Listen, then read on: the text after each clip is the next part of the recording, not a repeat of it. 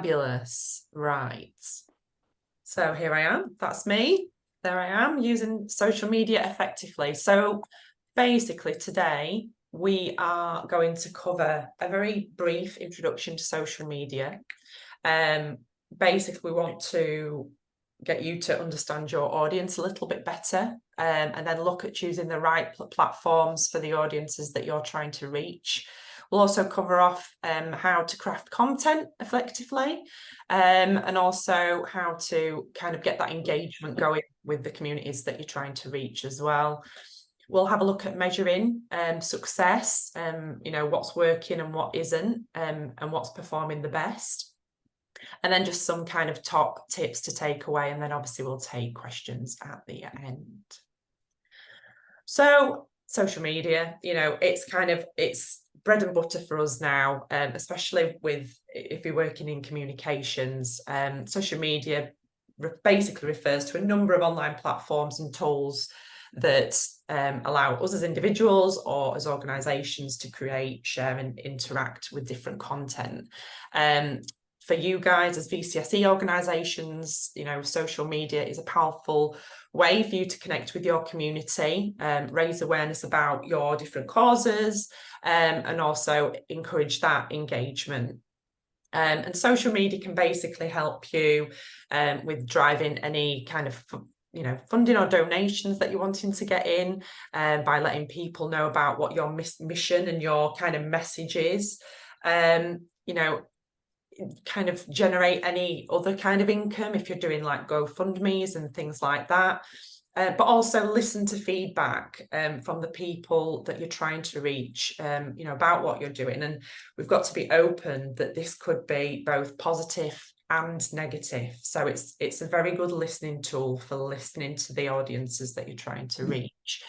But looking at some of those stats on there, 9 in 10 are internet users, and I appreciate some of these are kind of global social media statistics, but that's a crazy, it's a crazy notion that, this is just part of people's daily life now. Is people can access social media on their phones and they're scrolling through and they've got apps and they've got notifications. So you have an opportunity to basically be in somebody's pocket or on somebody's screen with your messages in order to engage them. So kind of moving on to understanding your audience. So this is kind of one of the first key steps. I'm a big believer in you shouldn't be on absolutely everything. There are so many different social media platforms out there, and it seems like ever since I started putting this slide deck together, there have been so many changes. Twitter is now X, Facebook launched Threads, and it's kind of a wow, trying to keep up with that. But actually, it's a case of who are you trying to target and where are they? And just because new platforms pop up doesn't mean that you should be on them or trying to be on absolutely everything. So in order to, use social media effectively, it's crucial to have a deep understanding of that target audience. And if possible, kind of doing a little bit of audience research will really help you gain insights into their kind of, what the demographic is, what their preferences are, and what their kind of behaviours are. So, we've got quite a large spread of people on this call today trying to reach different audiences. Now, that could range from people who don't necessarily have access to social media and are maybe a little bit more digitally excluded. That could be more of the baby boomers generation, right through to people saying, actually, we want to know how to use TikTok because, actually we're looking at a younger generation. That could be millennials tipping over into Gen Z. So it's really important to start trying to map this out. And maybe think about creating some personas which represent your ideal audience. And basically that will help you tailor content and your messaging in order to resonate with them effectively, because the way that you speak to a younger person, for example, in Gen Z, won't be how you speak to baby boomers, and they might not necessarily be using the same platforms as, say, Gen X and millennials.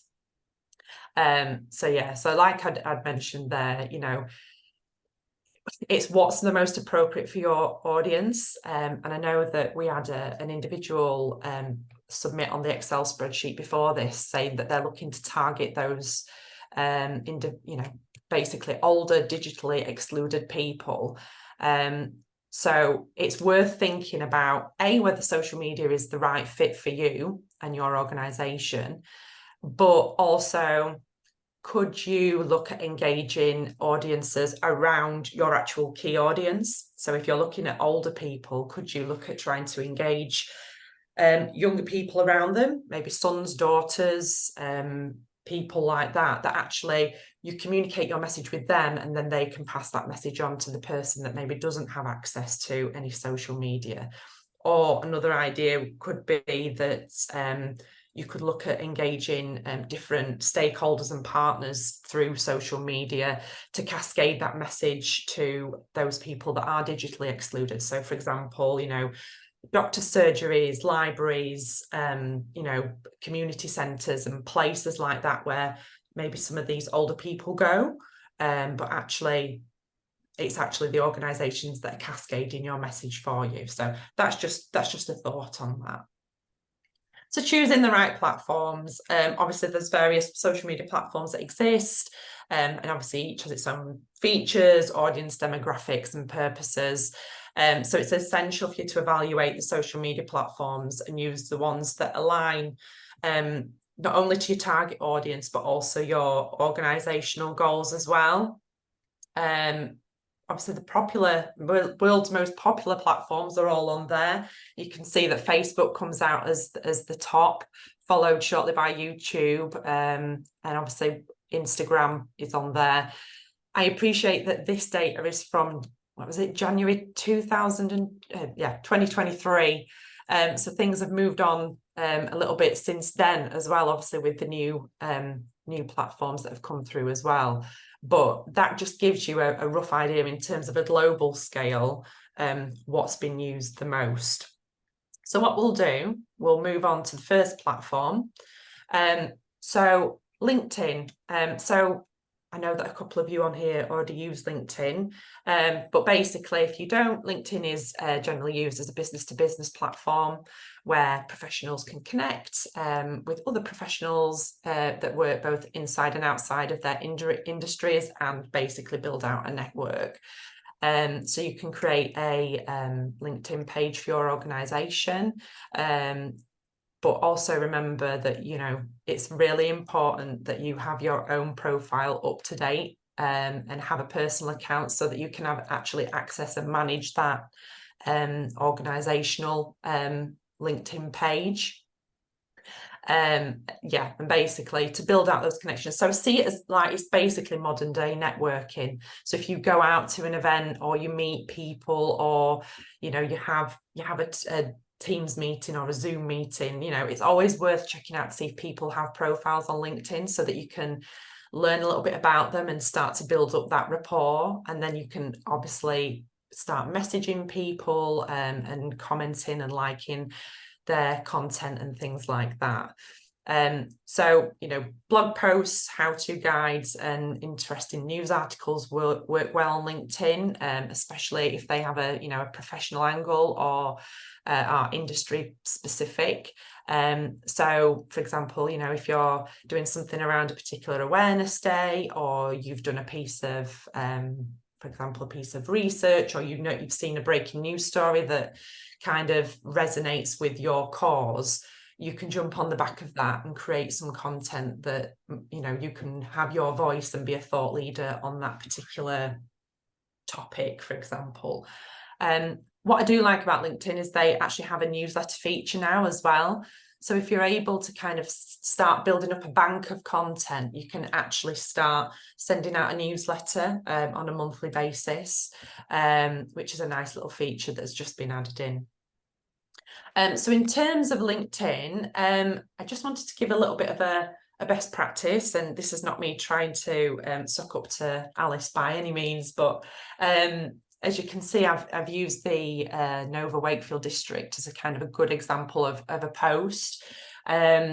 you know, they've used a lot of, you know, they've used emojis on there, although you do need to be very careful with using emojis in content because of people with accessibility needs. You've got to be careful with people that use screen readers, so making sure that you're using appropriate emojis on there as well.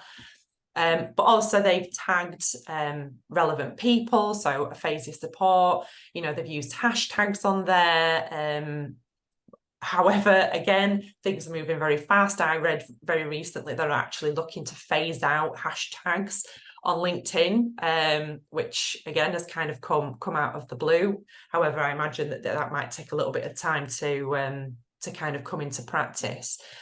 But also, you know, they've included on there a very clear call to action, which is to basically watch the video, and having this kind of auto-generated image.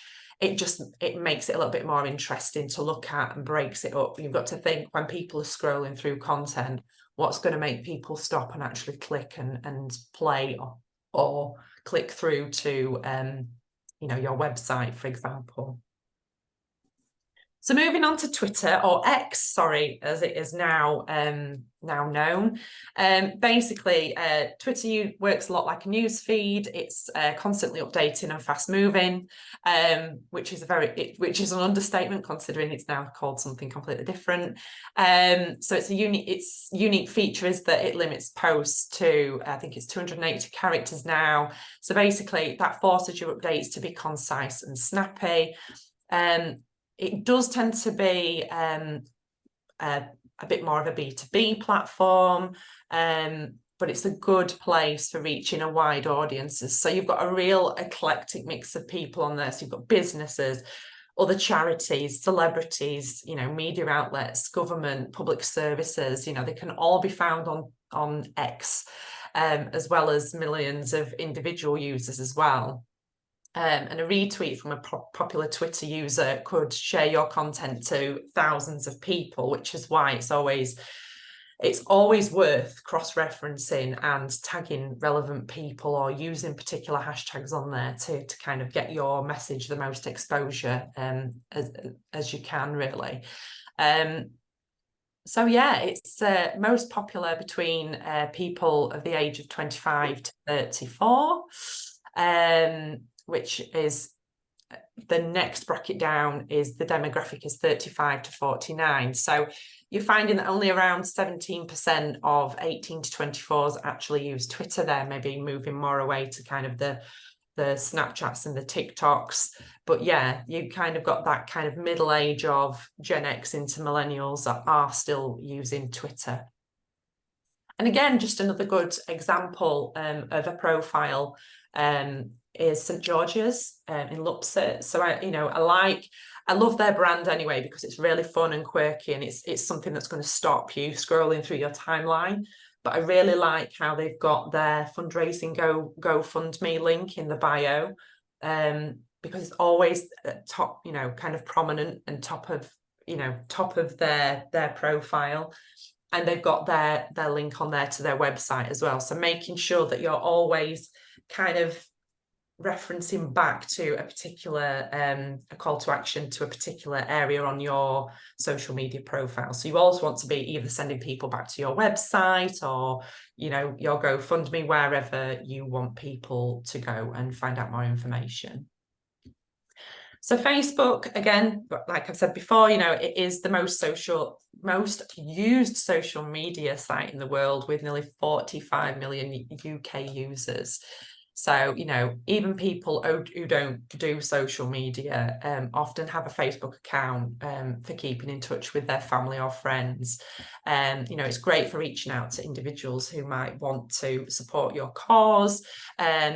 And, you know, it's vital for, you know, if you're wanting to create a Facebook page, that can really act like the storefront for your organisation, where people can find out more about what you do and directly contact you. And in terms of content, you know, visual posts work really well on Facebook. Images and videos should be part of your regular content if possible. And, you know, things like tutorials and how-to guides can work really, really well on there. There's also a Facebook Live feature on there, which is a great way to broadcast interesting things straight to your followers as you're doing them. So if you're hosting an event or something like that.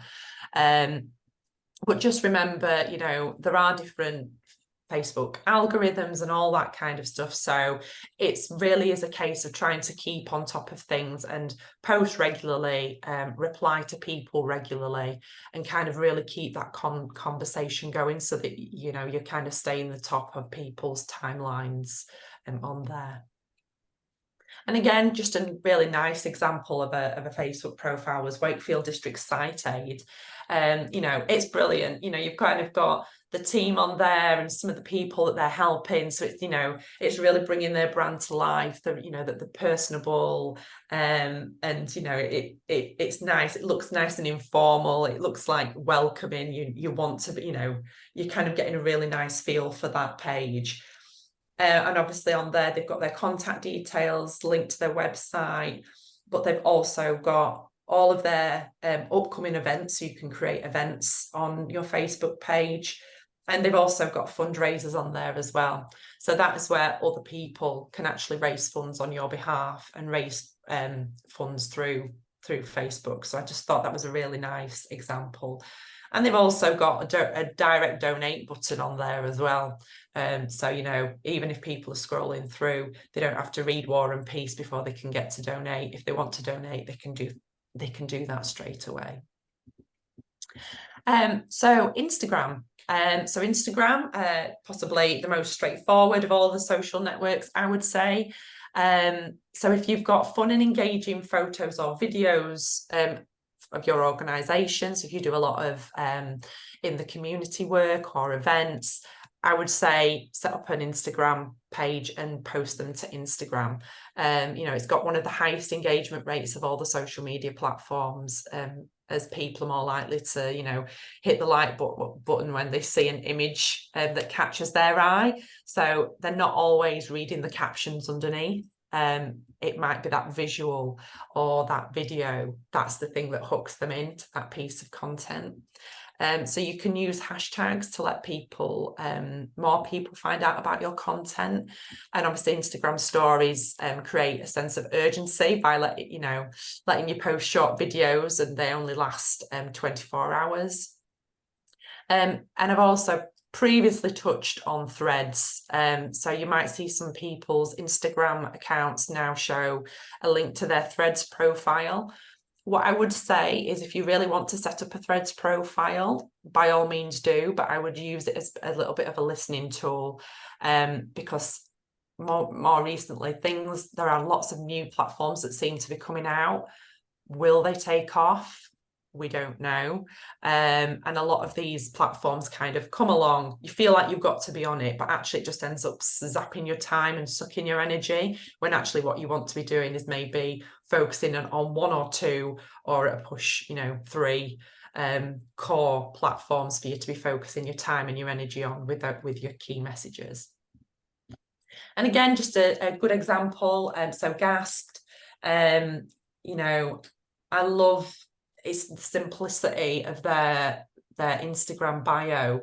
So, take a breath, giving advice and support to people in emotional distress. Wow. I mean, summarizing what you do in a single sentence is brilliant. And it's that call to action: stop, take a breath. That's kind of, again, it's bringing that kind of their brand to the forefront. And actually it's kind of that wrapping, that nice warm hug that you feel when you land on their profile. And yeah, you can see on there that they've started putting some really vivid imagery on there, and then they've started adding to their kind of their highlights of their stories, so that people can reference back to them if they want to. But yeah, it's definitely worth having a look at their Instagram page and going to check that out, because I really, really like that one. And TikTok. So just take a drink. TikTok seems to be something that's kind of crept up on us in the last couple of years. Obviously appeals to a much younger demographic. So TikTok is basically a video sharing social media platform that focuses on short bite-sized videos, and is typically 15 to 60 seconds long, allowing for, you know, more in-depth videos if needs be.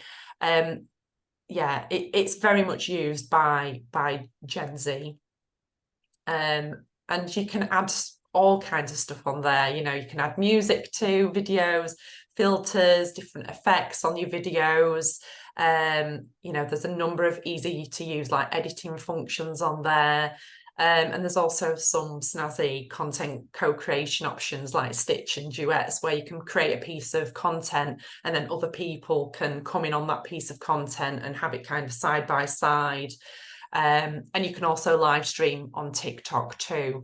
So yeah, it's definitely one where it's about grabbing people's attention in that split second. And I think a really good example of that was something that I looked on the Man Matters TikTok. I don't know if this is going to let me do it. It might do. I don't think. Oh no, it's not letting me do it. Hang on a second. No, technical issues, standard. But anyway, I'll include the link to this so that you can go and have a look at this TikTok. But I just, again, it's the simplicity, and people think, oh God, I've got to create all this content for social media. But actually, sometimes it's the simplest things that work. And that screenshot yet there, that is the video. It's the rain coming down the window. It's a very, very soft, calming music that they've used in the background, and that's simply the message. Someone out there feels better because you exist.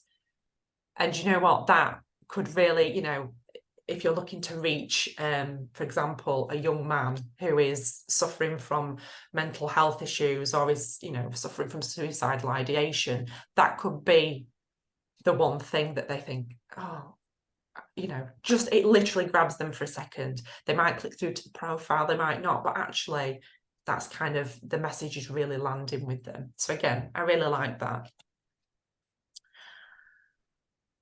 And just finally, I just wanted to mention Linktree, because this is something that I've previously used when I worked for a grant making organisation. And this is particularly good if you're a very small organisation and perhaps you don't have a website, for example, but you do have social media profiles. So again, it's kind of what I said before, it's about kind of interlinking your different profiles so that people know you exist on different ones. Gasp again do this very well. So they kind of, you can sign up for this Linktree for free. It's basically a social media reference landing page, and it allows you to list all of the different links that you've got in one place. So for example, you could actually have your Linktree URL in your bio, so that people can click on that and then see, you know, all the different social media profiles or websites or pieces of coverage that you've got that you might want to link to online. And that's a really, really good, a very useful tool that I found. So that's platforms. When it comes to actually crafting your content, what I would always say, and this is something that we did in a previous session that we did, was about trying to pull together a little bit of a communication strategy. By all means, that doesn't need to be pages and pages and pages and pages of stuff. It can simply be 1 or 2 pages, and that could be basically where you do your planning. And that's where you start mapping out your audience, what your key messages are, what the best platforms are, and then a little bit of a timeline in terms of when you're going to execute things and when and when. So that's what I put on there about plan to create meaningful content, because if you're just going to blanket, you know, the same message across all of your, all of your channels, chances are it's not going to work. You might have to tweak things based on your audiences and the call to action that you want them to take. So, you know, change up the format, but remember to get GDPR and get consent. So, you know, I'm a big believer in visuals say 1,000 words. But if you are taking photos of people or videos, especially if they contain children, do bear in mind GDPR and always get consent, get them to sign some kind of form so that they know exactly where you're going to be using that piece of content, and how long you're going to be using it for, because it may be at some point they may contact you and ask you to remove it. So it's advisable to kind of keep a log of the images that you're using and who is in those as well. And, you know, use a smartphone. You know, in my old job, I had an iPhone. I bought a tripod and a little microphone that plugged into the bottom of the phone, and basically just went off and did that. You know, I did some work with St George's and you know, with the Addy as well. So it doesn't need to be slick. And to be fair, a lot of you know, your social, like your Instagram stories and TikTok, a lot of it is raw. You know, it doesn't have to be completely polished. You've got to bring in a videographer. A lot of the stuff you can just do on your smartphone, and the technology is so good nowadays that the quality of the imagery, you know, with the HD and things is, you know, it's a much better standard than it used to be. And also, when you're creating content, always think about who, what, where, when, and why. You know, just make sure that you're kind of addressing all that so that people, you know, if you've managed to grab their attention, that there's that clarity there, and that, you know, you're getting that messaging across as succinctly and as efficiently as you can. And when it comes to obviously engaging your community, you know, building a strong online presence can help you create trust and credibility with your audience. So that could be, you know, developing a consistent brand. So you've heard me mention brand a few times before, across your social media platforms, so that enhances the recognition and establishes that kind of sense of community online. And making sure that, you know, you're kind of using engaging strategies, such as making sure that you are responding to people's comments when they're on there. You know, you're not leaving it and making them wait a week for you to reply. Hosting like Q&A sessions, you know, making sure that you're addressing any issues that people regularly have, and answering any kind of like frequently asked questions. Or you could also maybe look at running contests, or, you know, kind of just really building out those meaningful interactions with your community, and kind of getting some of those third parties on board as well. You know, you don't need to operate in a silo, and you know, there are lots of other stakeholders that will be willing to help you and to amplify your message and kind of get that out there. But just also remember to, you know, stay calm, because like I said before, people will post and most of the time it's positive, but sometimes it is negative. And it's a case of not taking it personally. And, you know, if you've put it on a particular post where things are really getting out of hand and it's really, really spinning out, or people are using derogatory language or offensive or abusive language, there is the functionality to turn off commenting and also block people if appropriate as well. But just remember to kind of take a breath and remember that it's not, you know, it's not personal to you. Sometimes people are just keyboard warriors and want to have their say. And measuring success. So, you know, you've started posting things, great. Now what? So to determine the impact of your kind of social media efforts, it's important to kind of define some relevant metrics and goals. So, you know, are you going to maybe think about tracking engagement, you know, the reach, the number of conversations, you know, think about any other kind of key metrics that provide insights into the effectiveness of your like social media engagement. More than often I find it's the, you know, the engagement, the link clicks and stuff like that, that actually that gives you the most, you know, it gives you the clearest idea as to whether your content is working. Because if people are, you know, clicking on the links within your Facebook posts or Twitter posts or whatever, actually you've got them to complete a call to action onto your website, for example. And then it's a case of maybe measuring up if you've got any kind of Google Analytics on your website to see, did that convert, which page did they end up on? Have you seen a spike in referrals? How many inquiries have you had? Like things like that you can kind of roughly balance out in terms of your messaging and kind of how that's converted.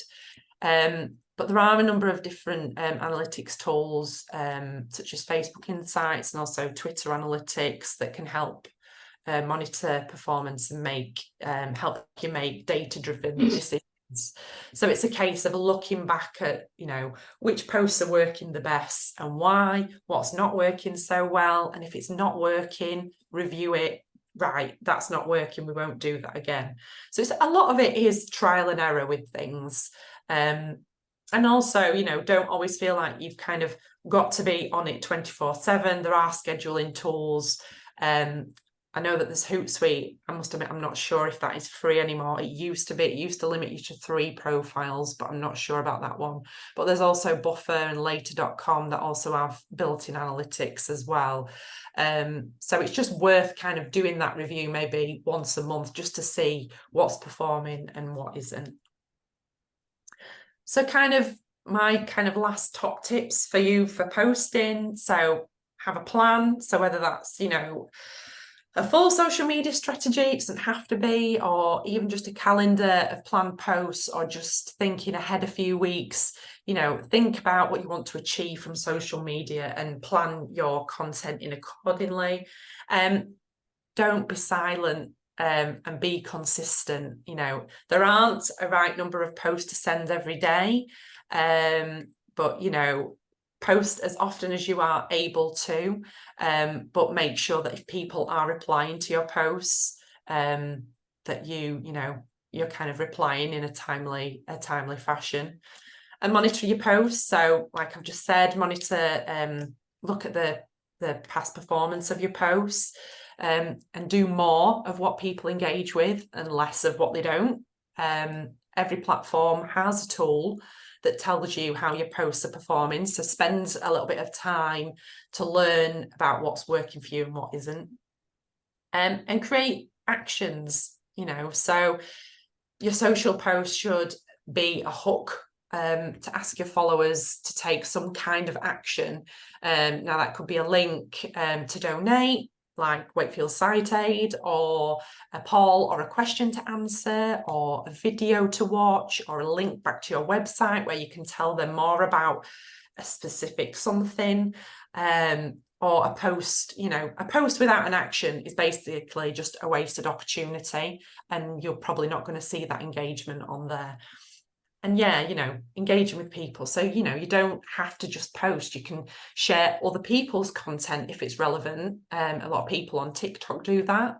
And get involved in conversations with, with people who might convert into supporters. So if people land on your page, it's really important to build up that rapport with them.